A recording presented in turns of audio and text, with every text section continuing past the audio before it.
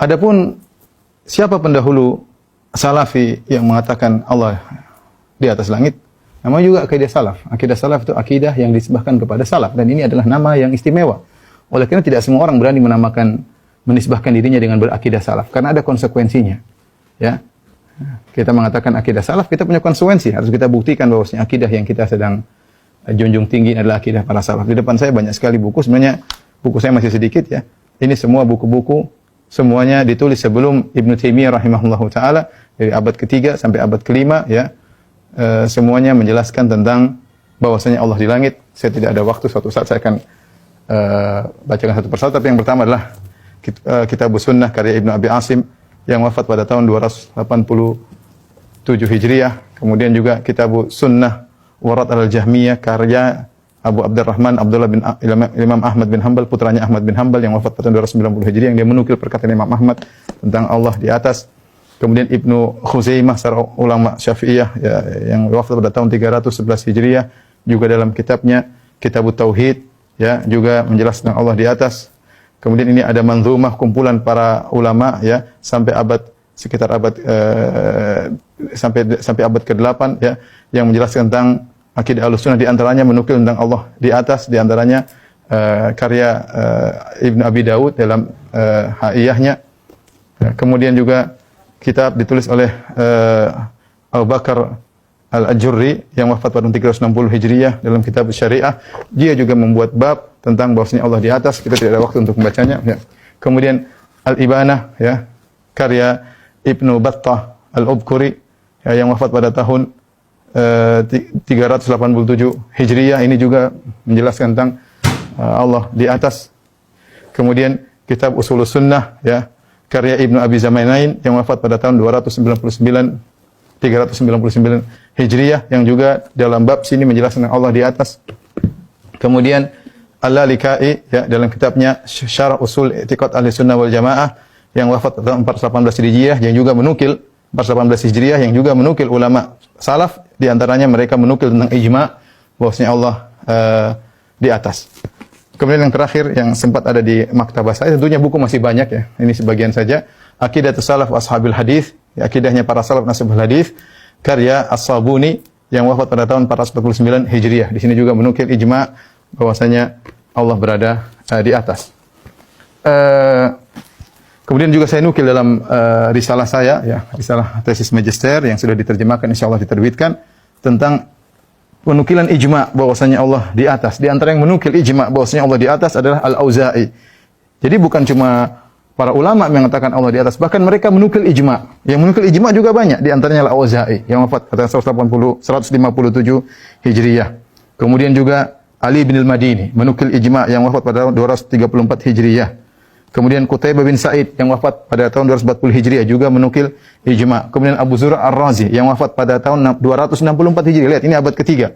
Juga menukil ijma' Allah di atas. Ijma' ulama, sepakat ulama Allah di atas. Ibnu Qutaibah yang juga wafat pada tahun 276 Hijriah, ini juga menukil tentang ijma' tentang Allah di atas. Abu Hatim Ar-Razi ya, wafat 277 Hijriah, juga menukil ijma' bahwasanya Allah di atas. Utsman bin Said Ad-Darimi wafat 280 Hijriah, juga menukil ijma'. Zakaria As-Saji wafat 307 Hijriah, juga menukil ijma' ulama bahwasanya Allah berada di atas. Ibnu Khuzaimah tadi sudah kita bawakan bukunya, 311 Hijriah, juga menukil ijma'. Kemudian Abu Hasan Al-Asy'ari dalam kitabnya Risalah ila Ahli Tsaghar juga menukil bahwasanya ijma' Allah berada di atas langit. Ibnu Battah tadi sudah kita sebutkan, kita bawakan bukunya, wafat pada tahun 387 Hijriah, menukil ijma' bahwasanya Allah berada di atas. Abu Umar At-Talamanki wafat 429 Hijriah, juga menukil ijma' bahwasanya Allah di atas. Abu Nuaim wafat 430 Hijriah, juga menukil bahwasanya ijma' Allah berada di atas. Abu Nasr As-Sijzi 444 Hijriah juga menukil bahwasanya Allah berada di atas, ijma' ulama.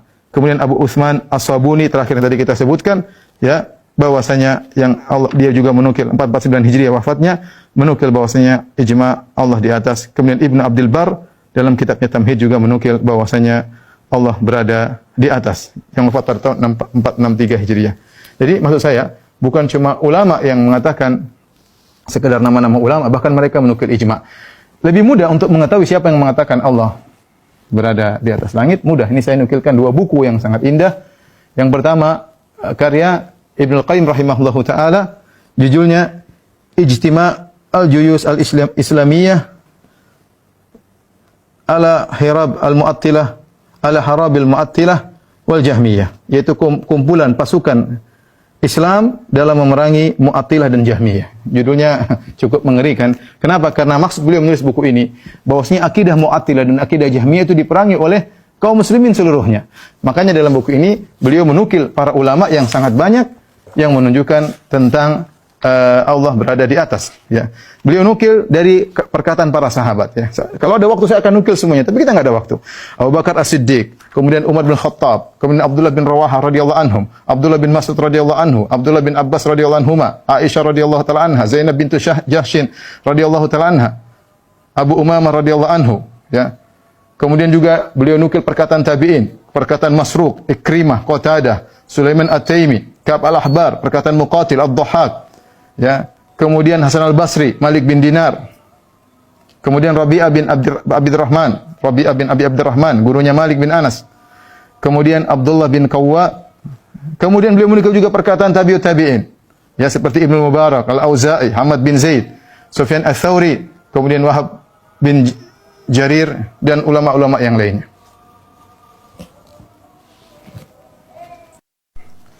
Jadi tadi Ibnu Qayyim menyebutkan 9 nama sahabat, kemudian tabi'in ada 12 tabi'in, dan tabi'ut tabi'in ada sekitar 5 tabi'ut tabi'in.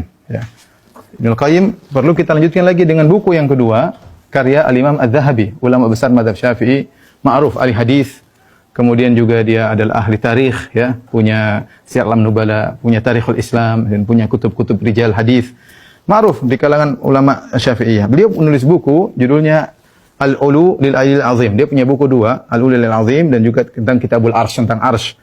Ya, pada kesempatan ini saya akan perlihatkan tentang buku judulnya Al-Ulu, ketinggian, maha ketinggian bagi Allah yang maha tinggi dan maha agung.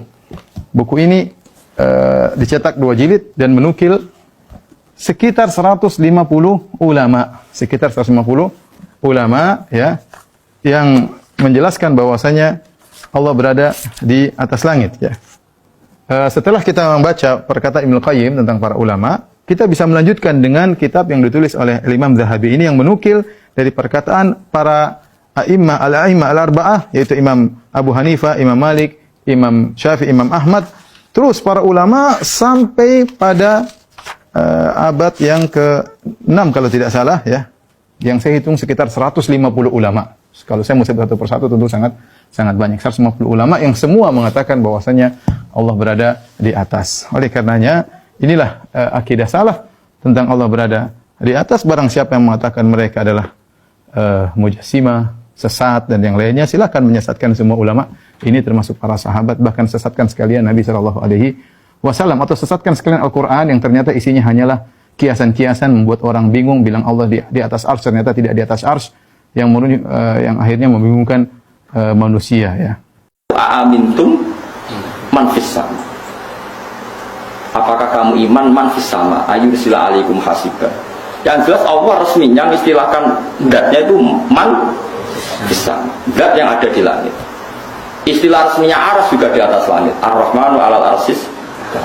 Kemudian kita di internal Islam menjelaskan Allah itu tidak butuh tempat. Oke, benar itu, karena tidak butuh tempat. Allah itu khalik, tempat itu makhluk. Tentu khalik tidak butuh makhluk. Ya seperti itu saja. Tapi kalau kamu bilang Allah nggak punya tempat, mesti orang masih ngejar. Lalu di mana? Pokoknya di mana-mana. Lu banyak.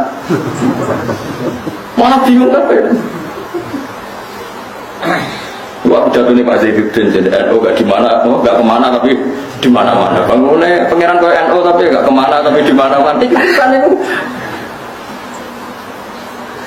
Jadi sekarang kalau kepikiran gara-gara anak-anak mulai ditasket, ya, ada ngalami diragukan dalam beragama. Semua yang balik dengan Quran hadis. Istilah resminya Allah itu, pokoknya istilah yang dhuwur. Kowe nak donga nggih menengadahkan tangan ke atas. Cara kowe di nasib piye-piye mbok sing dhuwur piye ra roh. Nang Jawa mbok sing ngecat lopo, malah pengiran ngecat barang male kok. Terus pokoknya sementing gue ngelafat no lafat sing nunjukno takzim. Saya ulang lagi, sementing kamu mensifati Tuhan yang menunjukkan takzim. Rasa mbok mafhum kalau Tuhan di atas berarti bertempat, kalau bertempat berarti butuh tempat, kalau butuh tempat berarti orang istighna, berarti orang qiyamuhu. Iku ora kowe tau ngaji, Kang. Iki bakas wong ora tau ngaji. Soalnya kok bakas sing jelimet-jelimet. Mulane kula suwun, Allah nak nerangno date ya sederhana. Amin tu man fis sama, amin tu man fis. Wa huwal ladzi fis samai ilahu wa fil ardi ilah. Kadang Allah nerangno wa huwa fis samawati wa fil. Jadi Allah itu ya biasa saja. Aku yo ono. Anakku yo ning langit, aku yo ono ning bumi. Tapi aku itu sitok, kul wawaw ahad. Ya sudah seperti itu. Jadi kalau dicoba tenan waduh. Kalau harus suwi aku pikiran, kalau tahu kita suaras. Kalau nabi kandani cak SMP ini ya kepikiran juga. Allah itu gimana? Sekolah yang hadis bahwa ada amat ditanya Nabi untuk ngetes dia mukmin dah. Ketika ditanya aina Allah, fa asyarat ila sama Nabi dibenarkan. Ya sama Nabi nopo dibenarkan bahwa Allah itu di atas. Tapi kira usah mikir, lalu Allah duduk di kursi. Kursinya itu dari singgasana gini, terus buleten itu serasa mikir. Nah Imam Ghazali yang mikir gampang.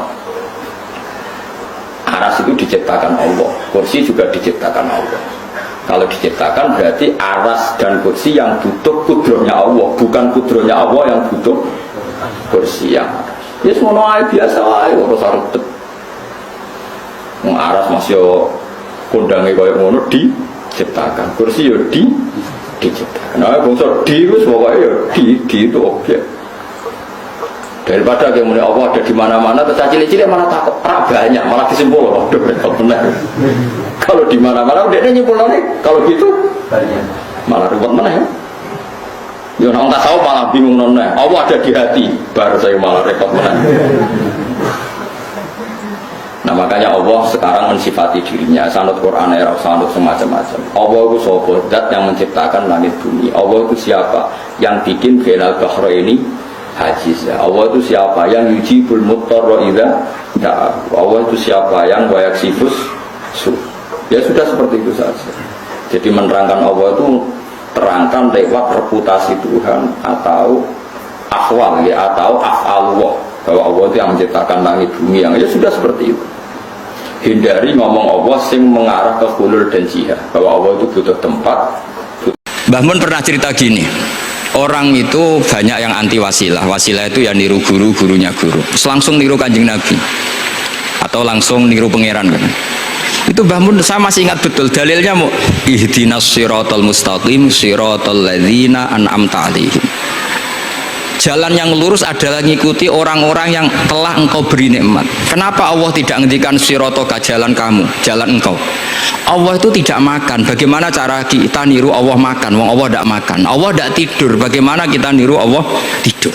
Fa inna Allaha la ya'kulu wa la yanam wa la yashrab. Nah, niru itu ya orang, kata Bamun, karena manusia itu hadis, Allah itu qadim. Jadi tidak ada hubungannya barang hadis dan barang qadim. Jika kalau ingin niru ya niru manusia. Manusia itu siapa? Ya tentu masternya Rasulullah. Tapi kan walau lala ulama lama arafnal anbiya. Tanpa ulama kita tidak tahu Nabi melakukan apa karena ini butuh sanad. Masyhur itu walau la murabbi lama arafna rabbi. Tanpa murabbi kita tidak tahu rabbi. Nah, ini penting saya utarakan sehingga di Quran itu setiap orang baik itu disebutkan orang-orang baik itu siapa? Ulaikal ladzina an'ama Allahu 'alaihim minan nabiyina min dzurriyyati Adam wa mimman hamalna ma'anu wa min dzurriyyati Ibrahim wa Israila wa mimman hadaina wajtabaina. Selalu orang baik itu diceritakan orangnya dan ngikuti orang juga. Ulaikal ladzina hadahum wa fa bihudahum muqtadi.